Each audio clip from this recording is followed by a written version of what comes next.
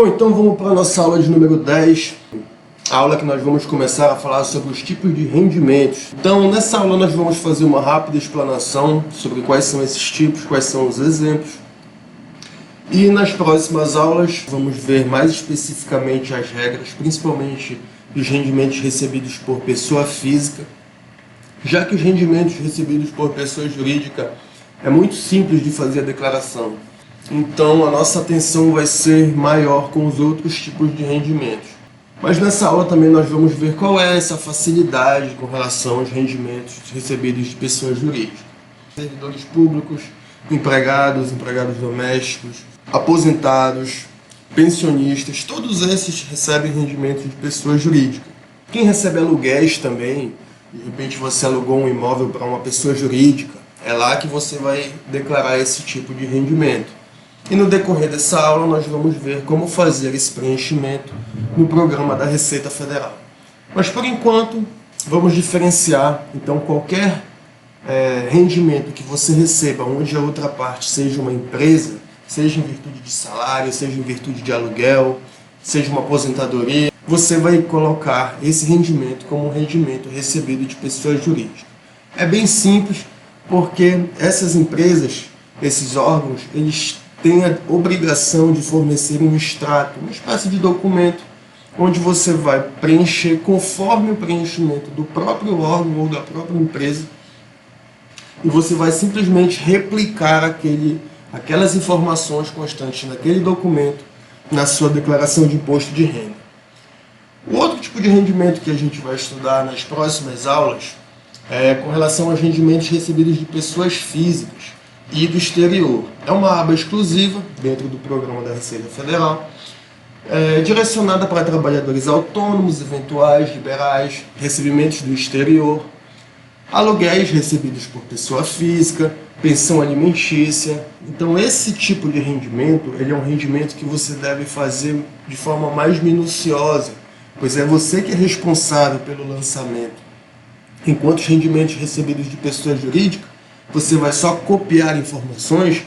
Nos rendimentos recebidos de pessoa física, você tem o dever de organizar essas informações, de guardar durante o ano, para que você possa fazer essa declaração correta, descrevendo corretamente os valores recebidos, os CPFs que você teve o recebimento do valor. E uma outra informação também que eu já vou adiantar para vocês aqui, é que geralmente esses trabalhadores eles preenchem um programa da Receita Federal chamado Carnê-Leão, pois esses tipos de rendimentos, quando ultrapassam o limite de pouco mais de R$ 1.900 por mês, eles devem ser pagos esses impostos mês a mês. Conforme eu já inclusive falei anteriormente, esse valor desse imposto deve ser apurado e pago até o último dia útil do mês subsequente ao mês dos rendimentos. Então a gente vai ver exatamente como fazer, só que lembrando que esse curso é voltado para a declaração de imposto de renda. Então a gente não vai estar trabalhando esse Carnê-Leão, mas é muito simples de utilizá-lo, é só você baixar no site da Receita Federal e é bem intuitivo, bem semelhante ao da declaração anual. Mas para fins de ensinamento nós vamos nos ater aqui à declaração desse tipo de rendimento na sua declaração de imposto de renda. Ou seja, nada impede que esses rendimentos sejam declarados na sua declaração de ajuste anual. Eles devem ser declarados na sua declaração, mas eles não têm a necessidade de ser apurados via Carnê-Leão se for abaixo de 1.900 e alguma coisa, que é o limite isento, que você não precisa estar pagando mês a mês esse imposto. Mas, de qualquer forma, esse imposto vai ser cobrado quando você fizer a declaração de ajuste anual. No item 3, vamos falar sobre os rendimentos isentos e não tributáveis. Essa é a nossa aula 13. Daqui nós vamos estudar mais a fundo esses rendimentos. São os rendimentos que você não precisa recolher impostos sobre eles. Então são rendimentos bons de se ter porque você tem a isenção do imposto de renda quando tem alguns limites a serem observados. Então, por exemplo, bolsas de estudo geralmente são consideradas isentos, observadas as regras também que a Receita Federal cobra para que sejam considerados isentos essas bolsas de estudo, apólices de seguros, indenizações, ganhos de capital abaixo de um limite que a gente vai saber exatamente na aula correspondente quais são esses limites, lucros e dividendos, porque eles já são tributados na empresa, então eles são rendimentos isentos, rendimentos de caderneta de poupança, doações e heranças, dentre outros. Com relação a doações e heranças, é importante lembrar que não incide imposto de renda, mas existe um imposto estadual, que aí vai variar de estado para estado, mas não é uma transação livre de impostos. É bom você ficar atento com relação a isso. Depois, na aula 14, que é o nosso item 4 desse slide, vamos falar sobre os rendimentos sujeitos à tributação exclusiva, definitiva. São os rendimentos que eles têm tributações específicas para eles. Eles são tributados ali, naquele rendimento, naquele investimento. Como, por exemplo, o tesouro direto, juros sobre o capital, participação nos lucros e resultados dos empregados em uma empresa, prêmios de loteria, sorteios, capitalização, resgates de plano de previdência complementar. O 13º salário é muito comum ser um rendimento com tributação exclusiva. Então, se você tem um rendimento recebido de pessoa jurídica, você vai ver que lá o 13º ele é declarado separadamente dos seus rendimentos anuais, assim como o imposto por ele recolhido. Então você vai perceber um exemplo muito comum de um rendimento sujeito à tributação exclusiva. Quando esses ganhos de capital ultrapassarem o limite de isenção, eles também são rendimentos que devem ser tributados exclusivamente. No caso dos ganhos de capital, quando eles ultrapassam o limite de isenção também, é importante citar que, assim como o programa Carnê-Leão, existe o programa GCAP, que é para a apuração desses ganhos de capital que ultrapassam o limite de isenção. E o último, que é da nossa aula 15, são os rendimentos recebidos acumuladamente. São os rendimentos recebidos de outros períodos anteriores, mas que foram recebidos acumuladamente naquele ano. Aí é mais comum que sejam ganhos e ações judiciais, por exemplo, porque são anos de apuração dos rendimentos, dos impostos, muitas vezes, e eles são pagos de uma vez só, ou dentro de um período daquele ano. Por exemplo, durante o ano todo de 2020, você recebeu rendimentos depois de uma ação judicial de 2015 para cá, então esses rendimentos devem ser declarados nos rendimentos recebidos acumuladamente. Eles não podem ser declarados em outras fichas. A gente vai ver no programa que o programa mesmo já informa isso para a gente. Então é bem intuitivo, é uma forma bem simples da gente estar acompanhando. Então, com relação aos rendimentos recebidos de pessoa jurídica, nós vamos ver agora como fazer essa declaração no programa. E na próxima aula vamos começar a falar sobre os rendimentos recebidos de pessoa física e do exterior.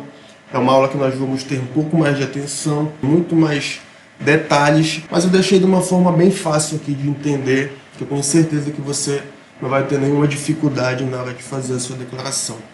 Então vamos ver como funciona na prática agora o rendimento recebido de pessoa jurídica na sua declaração. Lembra que eu falei titulares, dependentes? Então eu vou ensinar como faz para o titular e você vai fazer da maneira igual, tanto do titular quanto do dependente. E eu vou apresentar aqui tudo para vocês. Vamos clicar em novo, você vai receber um documento na época da declaração do imposto de renda da sua fonte pagadora. É o seu emprego, o seu serviço público, o seu empregador, enfim. É quem paga o seu salário. E você vai simplesmente preencher no sistema da Receita Federal. Mas, Carlos, uma dúvida. Ali está dizendo rendimentos tributáveis recebidos de pessoa jurídica. Mas embaixo tá CPF e CNPJ. Quer dizer que se eu colocar um CPF aqui, eu vou conseguir incluir esse nome? Sim. A resposta é sim. Por quê? Porque no caso de vínculo de emprego, digamos que você tem um empregado doméstico e o seu empregado doméstico recebe acima do teto do imposto de renda. Ele precisa fazer a declaração do imposto de renda dele, mesmo que ele receba de pessoa física, nesse campo, por conta do vínculo de emprego, dos impostos que isso gera, que são semelhantes de uma pessoa jurídica. Então, existe essa possibilidade. Ficou bem claro isso aqui. Por conta do 13º, vai ter o imposto de renda do 13º e tudo isso é obrigação de retenção por parte do empregador. Então, a ficha correta, nos casos de vínculo de emprego e pessoa jurídica, é na aba Rendimentos Recebidos de Pessoa Jurídica. Então, vamos passar adiante. Você vai incluir todas as... Vou colocar valores aqui fictícios, para que a gente possa chegar próximo de uma declaração real ao final de todo esse curso. Então, eu vou incluir aqui o nome da fonte pagadora. Vou colocar os rendimentos aqui, digamos que R$200 mil. Contribuição previdenciária, R$40 mil. Imposto retido na fonte, vou colocar 60 mil. 13º, 25 mil. E IRPF sobre os 25 mil, vou botar aqui R$6 mil. Vou dar o OK. E aqui nós temos o rendimento. Caso eu queira pagar esse aqui, coloquei errado. Simples. Notem aqui que eu tenho dois valores, por deduções legais e desconto simplificado. E esses valores são diferentes. Você vai poder escolher qualquer um? Sim. No final de tudo, você pode escolher qualquer forma de tributação que mais for interessante para você. Mas, por enquanto, vamos fazer aqui devagarzinho, passo a passo, porque isso aqui ainda vai variar bastante. A gente está só começando. Eventualmente o seu dependente, digamos que ele tenha aqui um rendimento. E vamos colocar aqui um pouco menor, vamos colocar aqui 30 mil. Vamos colocar aqui 4 mil. Imposto retido na fonte, vou colocar 8 mil. 13º, 8 mil. Aqui vou botar 3 mil. Percebam como isso vai influenciar aqui no caso da sua declaração. Lembra que tinha menos, tinha um pouco mais aqui, tanto que se eu excluir esse meu dependente, esse valor de 19 mil, ele altera um pouco, inclusive aqui em cima. Então é esse sentido aí, é dessa maneira que funciona. Isso com relação às pessoas jurídicas e físicas quando há vínculo de emprego. Então, com relação a esse tipo de preenchimento, é dessa maneira que você vai fazer. Quantos rendimentos você tiver de acordo com seus vínculos, se você tem 2 ou 3, você vai incluir cada um deles aqui, inclusive no caso dos dependentes. Na aula que vem a gente vai tratar sobre os rendimentos recebidos de pessoa física, não assalariado e do exterior, dentre outros rendimentos recebidos de pessoa física. Então, até o próximo vídeo.